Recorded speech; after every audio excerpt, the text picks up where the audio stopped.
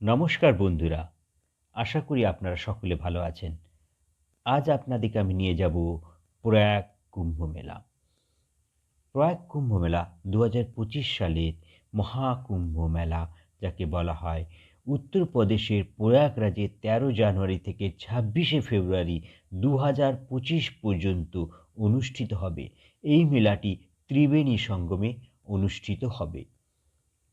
কুম্ভ মেলা সম্পর্কে আরও কিছু তথ্য আপনাদেরকে দিতে চাই। কুম্ভ মেলা হল হিন্দু ধর্মের একটি গুরুত্বপূর্ণ তীর্থযাত্রা। প্রতি ১২ বছর পরে কুম্ভ মেলা হয়। কুম্ভ মেলা ৪টি পবিত্র স্থানে অনুষ্ঠিত হয়।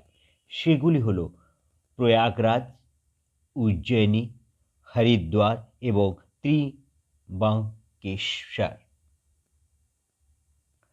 প্রয়াগরাজে প্রতি ১২ বছর পরে মহাকুম্ভ মেলা হয়।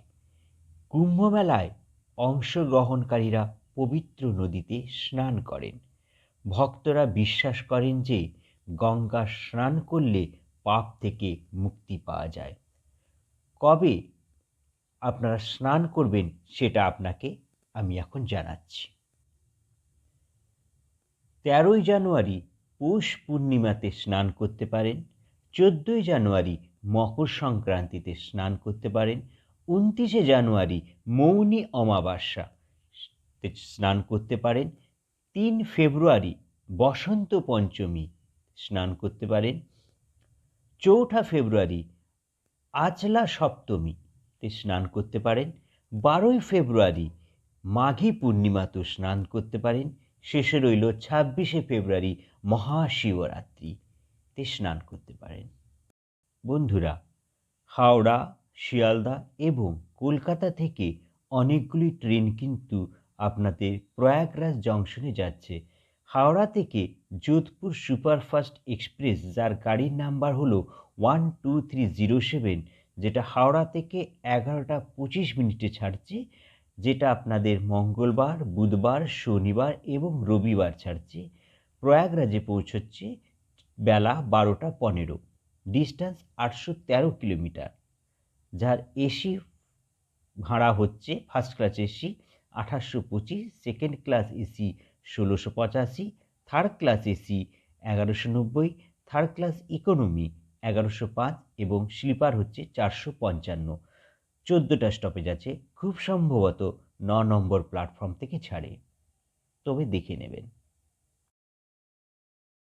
মুম্বাই মেল, যেটা হাওড়া থেকে ছাড়ছে প্রতিদিন, গাড়ির নাম্বার হলো 12321, হাওড়া থেকে ছাড়ে রাত ১১টা ৩৫ মিনিটে এবং প্রয়াগরাজ চৌকিতে পৌঁছায় বেলা ১টা ১৫। ডিস্টেন্স হচ্ছে ৮০৪ kilometre.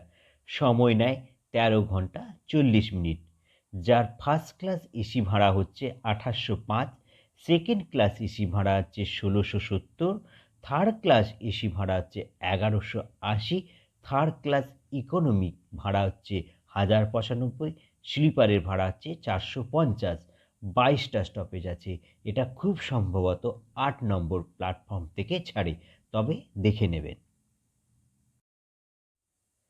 Sealdah Ajmer superfast express, যেটা শিয়ালদা থেকে ছাড়ছে, গাড়ির নাম্বার হলো 12987, যেটা প্রতিদিনই কিন্তু শিয়ালদা থেকে ছাড়ে এটা রাত ১০টা ৫৫ মিনিটে এবং প্রয়াগরাজ জংশনে পৌঁছে যায় নেক্সট ডে বেলা ১১টা ৫০, যার ডিস্টেন্স হচ্ছে ১২১ কিলোমিটার, যেটা সময় নেয় ১২ ঘন্টা ৫৫ মিনিট। ফার্স্ট ক্লাস এসির ভাড়া মেনশন করা হয়নি। সেকেন্ড ক্লাস এসির ভাড়া হচ্ছে ১৬৮৫ টাকা, থার্ড ক্লাস এসির ভাড়া হচ্ছে ১১৯০, থার্ড ক্লাস ইকোনমি ১১০৫, স্লিপার ৪৫৫।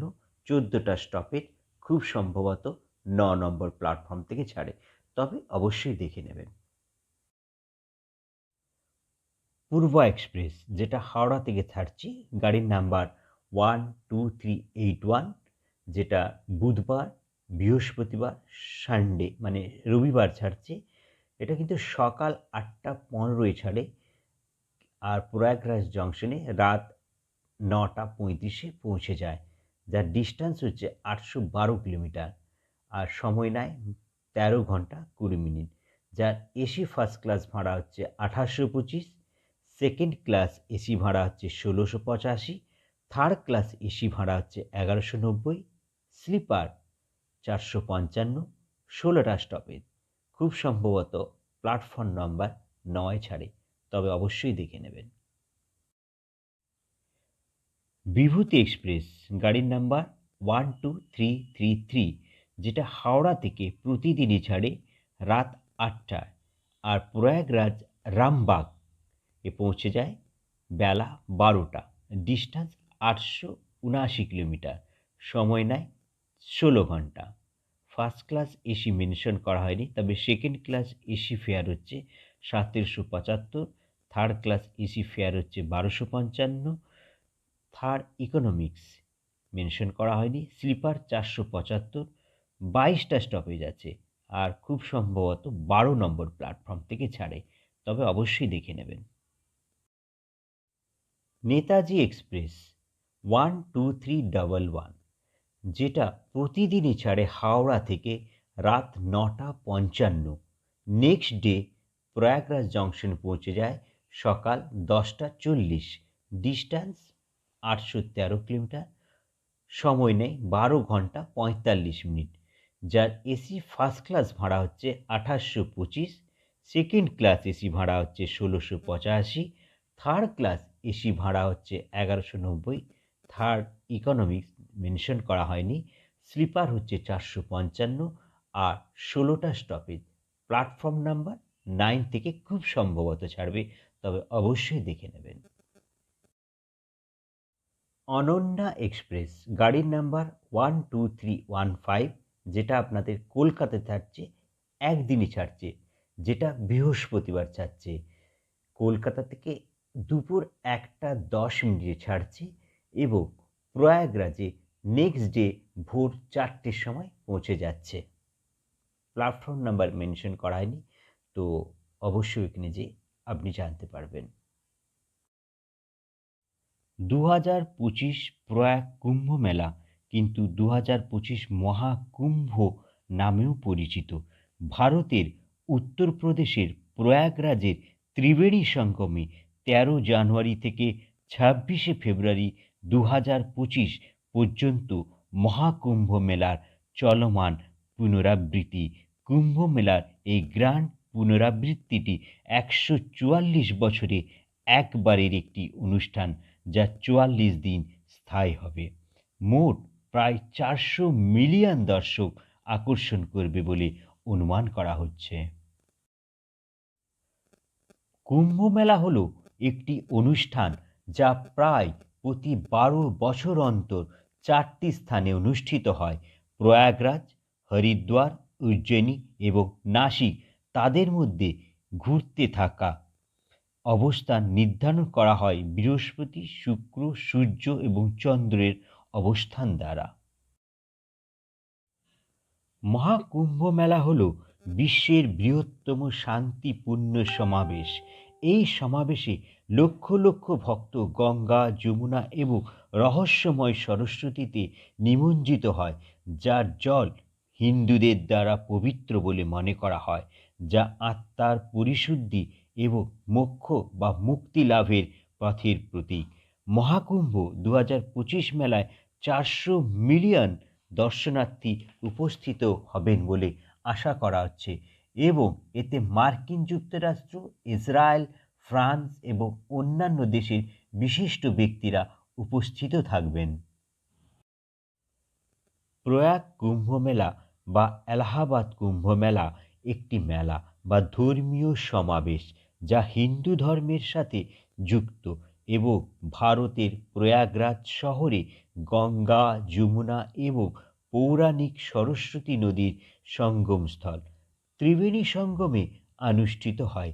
এই উৎসবটিকে জলে আনুষ্ঠানিক ডুব দ্বারা চিহ্নিত করা হয়, তবে এটি অসংখ্য মেলা, শিক্ষা, সাধুদের দ্বারা ধর্মীয় বক্তৃতা, সন্ন্যাসী বা দরিদ্রদের গণহারে ভোজন এবং বিনোদনমূলক দর্শনের সাথে সম্প্রদায়ের বাণিজ্যের উদযাপনও বটে।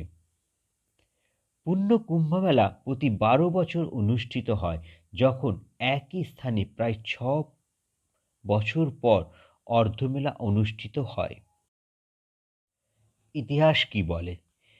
হিন্দু পুরাণ অনুসারে বিষ্ণু অমৃত, অমরত্বের পানীয় বিন্দু একটি কুম্ভে বহন করার সময় 4টি স্থানে ফেলেছিলেন। প্রয়াগরাজ সহ এটি 4টি স্থানকে বর্তমান সময়ে কুম্ভ মেলা স্থান হিসাবে চিহ্নিত করা হয়। প্রয়াগরাজের নদীর ধারের মেলাটি শতাব্দী প্রাচীন, তবে কুম্ভ পুরাণ এবং একটি 12 বছরের পুরনো চক্রের সাথে এর যোগসূত্র 19 শতাব্দী। প্রয়াগরাজের পুরোহিতরা হরিদ্বার কুম্ভমেলা থেকে এই ধারণাগুলি গ্রহণ করেছিল এবং এটি তাদের স্থানীয় মাঘ মেলায় প্রয়োগ করেছিল, যা প্রতিটি বার্ষিক উৎসব। মাঘ মেলা সম্ভবত খ্রিস্টীয় শতাব্দীর প্রথম দিকে এবং বিভিন্ন পুরাণে এ উল্লেখ করা হয়েছে। বন্ধুরা, যদি আমার এই ভিডিওটি আপনাদেরকে ভালো লেগে থাকে তবে অবশ্যই লাইক, শেয়ার এবং সাবস্ক্রাইব করবেন, যাতে আপনাদের সাথে আমি জুড়ে থাকতে পারি। আবার দেখাবে এক নতুন অধ্যায়ের সাথে। ভালো থাকবেন, সুস্থ থাকবেন। ধন্যবাদ।